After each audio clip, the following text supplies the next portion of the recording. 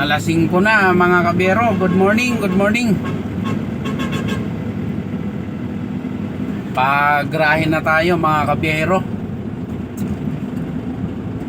Yun nga, napilitan tayong maglimang ikot ngayon mga kabiyero dahil sobrang hirap talaga ng biyahe kagabi mga kabiyero. Halos pahirapan magpapuno. Pasahero ko 8, 9, 7, 6, ganun lang. 2 beses lang akong napuno. Yung rush hour, yun lang. Pero mga sumunod na ikot, wala, pahirapan talaga mga kabiyero. Sobrang hirap ng biyahe kagabi. Sana makabawi mamayang gabi ulit. At dahil nga nabangga nga tayo nung mga nakaraang araw mga kabiyero, so may nabasa akong comment. Yan yung comment na yan mga kabiyero. Nagpapabiktim daw ako, masyado daw akong pabiktim. Hindi ako nagpapabiktim, boss.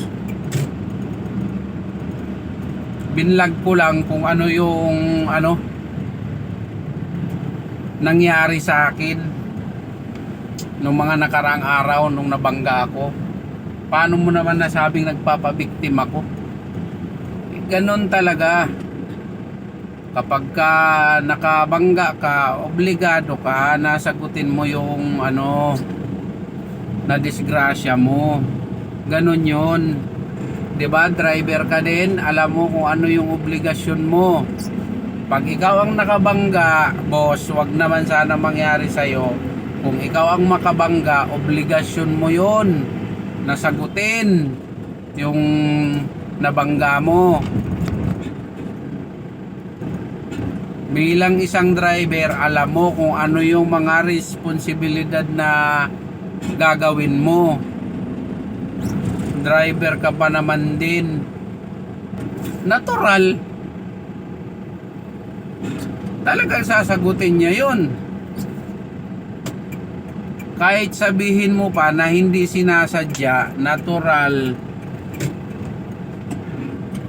disgrasya yun, dapat mo talagang panagutan. Hindi nga, sabi natin hindi niya sinasadya. O hindi niya sinasadya, pero may obligasyon siya na dapat niyang sagutin. Driver ka pa man din.